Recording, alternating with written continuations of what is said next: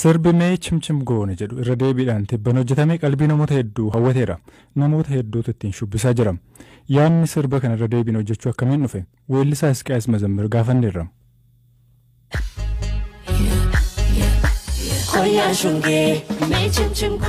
Sirba kana ijoollee namoota lamatu jira. Sirba hojjechuudhaaf walitti dhufne. Waa'uma sirba sanii haasa'uudhaaf wal geenye. Sirba tokko osoo waliin hojjetan yaada jedhu irraan kaase. Achiin booda ilfiyyee waan hin jaalladhuuf isinis haadha ishee waan taate sagaleen ishee xiqqoo wal fakkaata jettee ilfiyyee wajjin. Maaliif sirba ilfiyyee fi abbituun duraan hojjetan tokko hojjennee gaafa jedhee yaada kaasu yaada kiyyachuma fudhatan.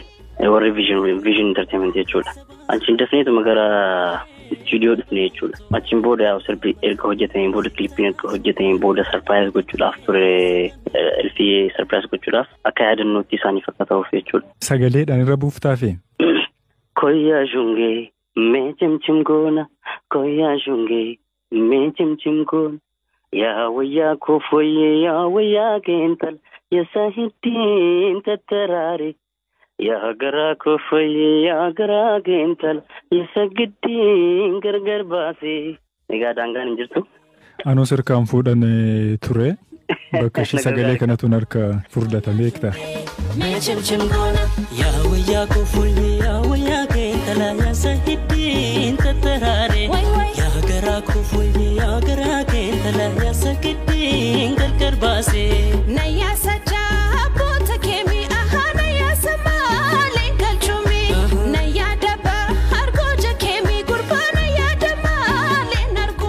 Sirba kanaanis guyyoota 10 keessatti namoota 200,000 fi 19,000 ol ta'antu ilaalee YouTube irratti jechuu koote. Deebii hawaasa keessaa argattan maal fakkaata? Baay'ee bareedaadha beektee amma jechuun waan hin eegne kan yaadni kun kenna feedback uummanni kennaa jiru. Sirbi asin durallee sirba nama keessa ture waan ta'eef baay'ee jaallatameera. Itti gammannee jira. Mooraalii guddaa nu ta'ee beektee. Dhaggeffattoota keenya sirba bareedaa kana viidiyoo isaa haala qalbii namaa hawwatuun kan tolche daayireektara reefu gara hojii aartiitti seene garuu hojiiwwan muraasa hojjeteen beekamtii horataa jiru Leencoo Fikiruuti.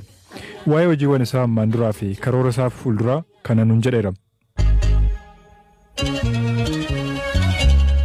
Leencoo Fikiruun jedhama.